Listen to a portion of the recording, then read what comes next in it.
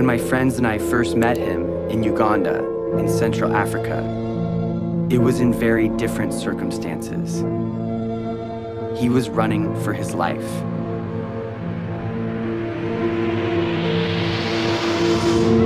You go to school here? Yes, Yes, that's how you know English so well. I know. Yeah.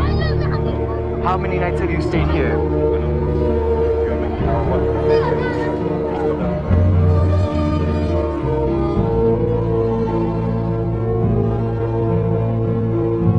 Expires on December 31st, 2012. And its only purpose is to stop the rebel group, the LRA, and their leader, Joseph Kony.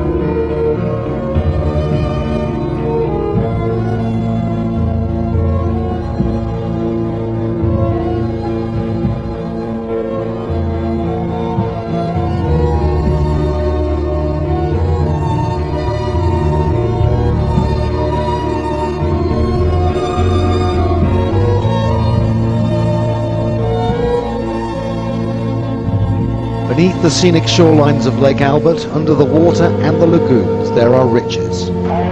Enough oil to dramatically change the fortune of Uganda. In full production, around 150,000 barrels of oil a day will be pumped out of this area. For now, the oil companies are still in exploration, drilling up to 4 kilometers into the earth.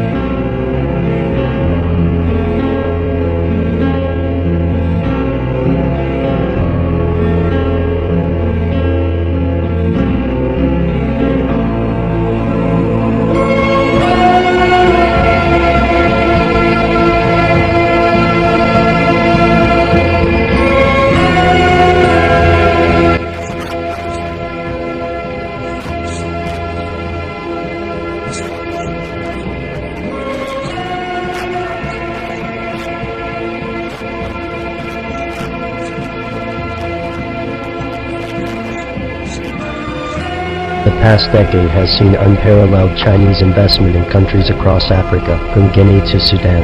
As China becomes increasingly influential on the African continent, many U.S. politicians and citizens are concerned about China's growing influence, but there's no denying that China is the primary economic force for several African nations. In 2007, journalist David Blair noted that China's African investments topped £30 billion over 2006. Instead, they believe China is preparing for a future resource war. As the US and China scramble for access to a dwindling pool of oil, clean water, and metals, every commodity counts.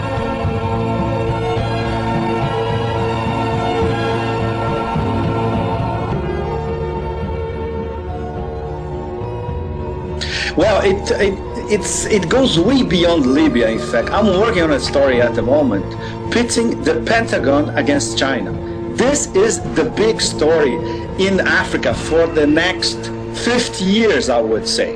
Starts in the beginning of the 2000s with the creation of the African Union. Gaddafi was very important in this mechanism. It was a mechanism to give a political voice to Africa, and in terms of better unified Africa, in terms of political decisions and of course economic integration. Then China started investing much more than it was investing during the 1990s all over Africa, in at least 30 countries. They have more than 900 projects all over Africa. They are the #1 oil importer from Angola, for instance. They import materials, platinum materials and metals from at least a dozen different African countries. And then came the reaction from the Pentagon. 2007, 2008, with the African Command, which has just launched its first African war when they launched the Tomahawks 3 weeks ago against Tripoli, basically. So now, this is the chessboard. It's the Pentagon via African against Chinese investments. And in the middle are, I would say, at least 50 African governments, and they are scrambling to say, okay, what we're gonna do now?